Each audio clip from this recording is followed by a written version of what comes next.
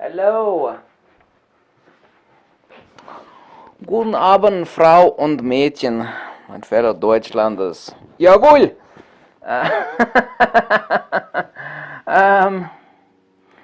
Remember like back when a time when America made stuff that was like good and like you actually wanted to own it, and now we're all a bunch of fat slobs. Yeah, I know. That don't make anything, eating Doritos, watching reruns on the television set, while the Germans and the Japanese don't suffer under the sick delusion that we do, that you need to go to college. Because there's like a bazillion college graduates. Why don't you get to go to college? Yeah, I went to college. Oh, what you majored in? I majored in psychology. What are you doing now? I own a laundromat. Oh, it's like, oh, that's great. So there's all the...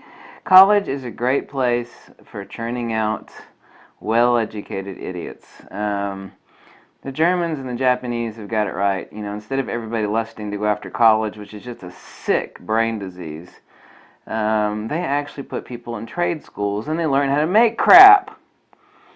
So now Americans, we all lust after German and Japanese quality. Because somewhere along the way, you can actually blame the liberals for this one, actually. We thought we'd send our kids off to college.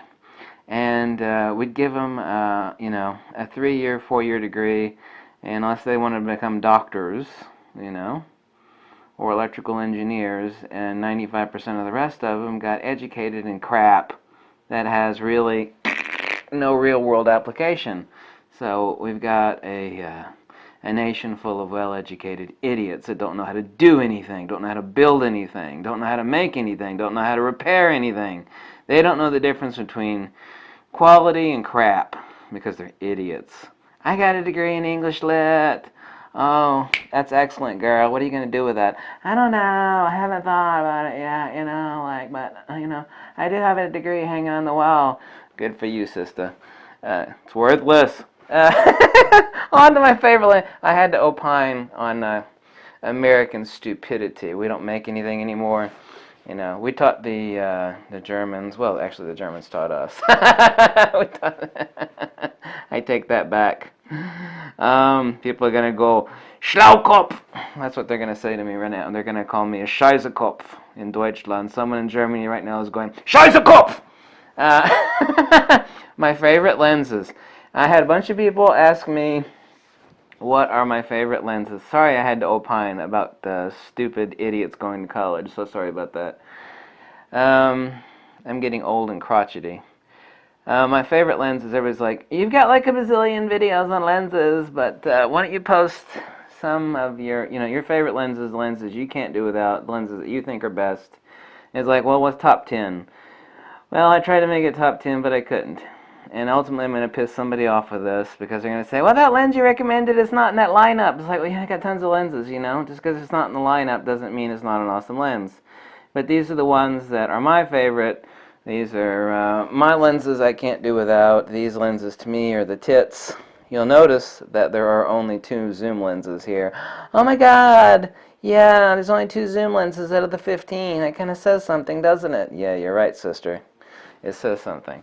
In no particular order, my favorite lens of last year is the Tamron 15-30 F2.8. Supersedes the Nikkor 14-24 for a whole lot less money, and it's got vibration control. Hooray, Tamron! You are poised to set the world on fire and stomp Sigma's ass right into the dirt, which is exactly what you're doing right now. Tamron 15-30, absolutely the tits. As I've said 1,000 times, there's nothing more useful than a wide zoom. So, also in no particular order, the Nikkor 18-35. You can't tell it by looking at this video. I got the lens hood on here right now, but this lens is very, very lightweight. It doesn't weigh anything. Weighs nothing. It's miraculous that they can make a lens this lightweight. It's 3.5 to a 4.5. It's not that slow. Very lightweight, and I love the snot out of it. This is also another one of those lenses you'll never find used because nobody ever gets rid of it because it's awesome. So that takes care of all the zoom lenses.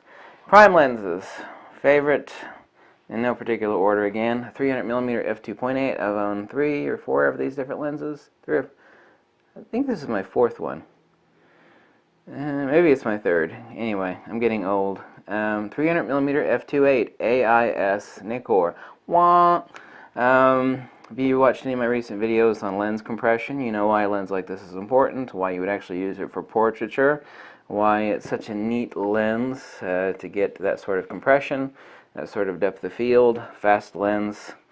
It's incredible. I absolutely love it. It's not that expensive, relatively speaking. A good one like in this shape will get you $1,000, sometimes $800. Another lens absolutely cannot do without. Let's see, 20mm f1.8 G Nikkor. Now, some other people have gone like, that's a G series Nikkor. It's like so plasticky, you know, like, and you squeeze it and it feels like a Tinker toy. Well, listen up. Zeiss's 21mm doesn't even come within 100 miles of this. Nobody's 21mm by anybody, by any manufacturer, comes as close as this thing does to perfection. Perfect for astro, perfect for landscapes. This lens is the tits. It's unmatched. The heavens parted and Nikon made this 20mm f1.8G. It is that damn good.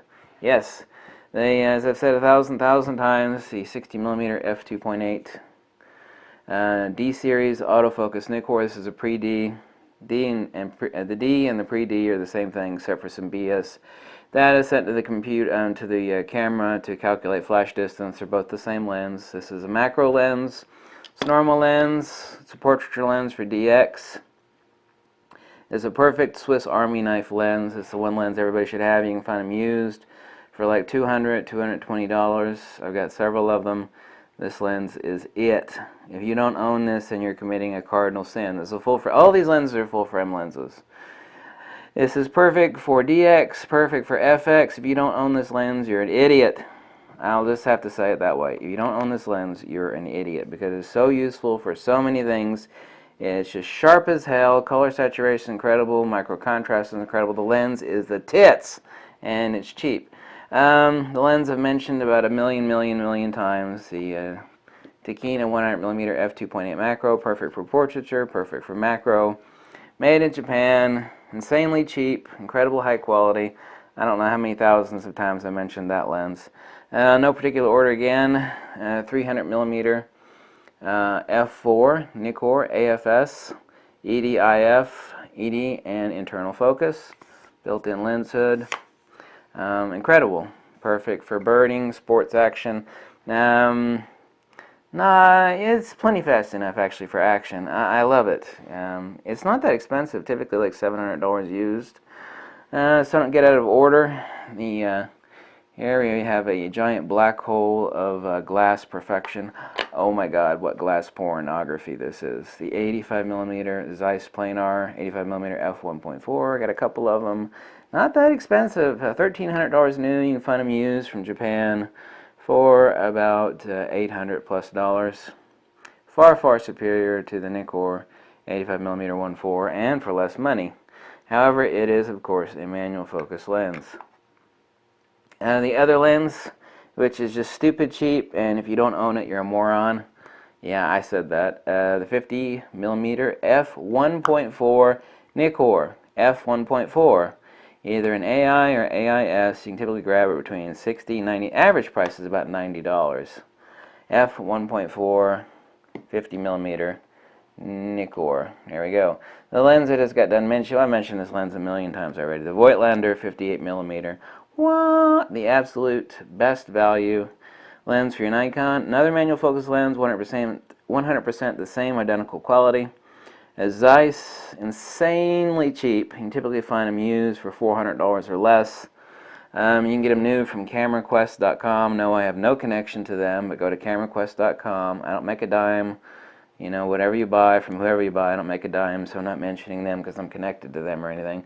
This lens is incredible. This is the best value Nikkor that you can buy.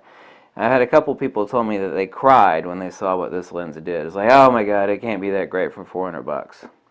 And then they felt the fit and finish and build quality. It's like, oh, it's incredible. What about the pictures? And then the pictures came out and they went, oh my god, it's that good. The best lens that I own, the super tits, interstellar, intergalactic, Zeiss, the Distagon 35mm F2. Love it. Don't make it anymore. You can still get them from Japan all day long, typically for $700, sometimes less. 35mm F2. It's also pseudo macro. Micro contrast, color saturation. This lens comes as close to perfection as I've ever seen, because every lens is a trade-off. No lens has everything, but this lens almost has everything of everything in absolute perfection. It's that close. It's right there. No lens is a 10 out of 10 across the board in all criteria. But my God, it rates a 9.9 plus right across the board. This lens, after I've circumcised it, this is a 10.5mm DX Nikkor fisheye. I use this on FX and with DX crop mode off. Since I actually trimmed the petals of this fisheye off, it is now, I didn't change it at all. It still works as a perfect normal fisheye in DX. It works as a perfect normal fisheye in DX crop mode. But now, with the petals trimmed off, I can actually use it in DX mode, crop mode turned off, and as a circular fish. I don't know if you know how much a circular fisheye costs, but it costs a lot of damn money.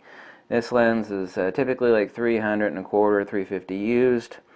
This is now a perfect lens for DX and FX, and I turn DX crop mode off, boom, it's a circular fisheye. Love it, a lot of fun. Some people have tried to argue with me saying you can't use a lens like this, a fisheye, for portraiture. Well, you can, you just have to be intelligent enough to know how to use it. The lens that I've mentioned a million times already, the 135mm F2.8 or F3.5, 135mm AIS Nikkor, old school perfection. Hope you don't get one that's got dried grease in the helicoil right here, because then it's hard to focus. This one's a 3.5, but also the 2.8, either one, or the F2, which is a lot more rare and it's a lot more expensive, harder to find. This is still a current production lens. This is the Nikkor 180mm f2.8. Absolute perfection, built-in metal lens hood. This is the latest iteration. The older one is a dark black with a slick finish. They're both the same damn thing. Absolute perfection. Love this lens. The depth and the color saturation on this lens are unparalleled by anything else. I mean, it's just a tits. I mean, I can't believe I've got 6 copies of this lens. 6! Ridiculous. Every time I see one really cheap, I buy it. You know, I've obviously lost my mind. Lost it completely. And the last lens in this 15 lens lineup of my favorite. I was going to make it 10, like I said, but, you know, I couldn't make it 10. I had to make it 15, so deal with it, right? I couldn't narrow it down to 10. Also a built-in metal lens hood, also D series, also autofocus. This is the 105mm F2 DC Nikkor. It's like $1,100 new. You can typically find them like $650, $700, actually $7 and a quarter, $750 used like new. This is the supreme bokeh lens of all time, period, flat out, bar none. Nothing else touches it. Not from Zeiss, not from Canon, not from anybody. This is the bokeh god lens. This is the king of old portraiture. This lens is the tits.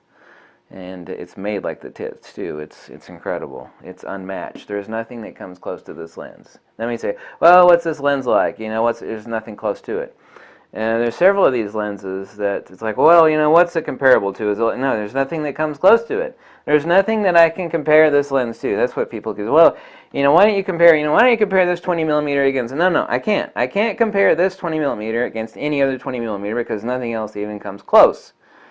It stands alone at the top of a mountain, and everything else is some gutter trash, you know, clawing down in the gutter by comparison. And several of these lenses are like that, more than several. That's why they're in this lineup. So I hope you like this video, and apologies for opining about stupid, fat, lazy Americans, which I happen to look like one. They go to college and never go to trade schools and never learn how to make anything or build anything or fix anything. Lazy fat asses sitting on the couch eating Doritos, watching Seinfeld reruns. I kind of resemble that remark. Thanks for watching. I'll catch you later. If you like this video, you can drop me a buck or two. Go tell me to jump off a cliff. Another video from the angry photographer. Love ya, and all that other crap. Bye.